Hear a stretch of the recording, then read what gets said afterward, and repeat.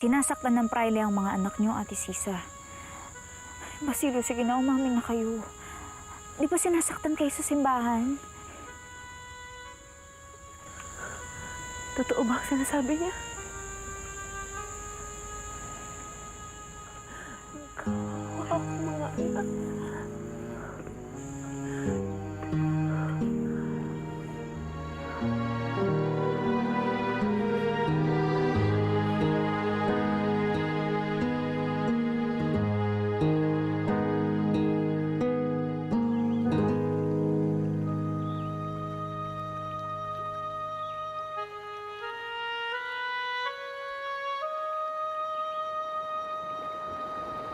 Malaki kanyo ang utang na loob ninyo sa aking ama. Opo, senyor. Dayo lamang ho ako rito noon ang kinupkop ng inyong ama. Tinulungan ho niya ako makahanap ng tahanan at binigyan ng mga gamit upang makapagturo sa mga bata.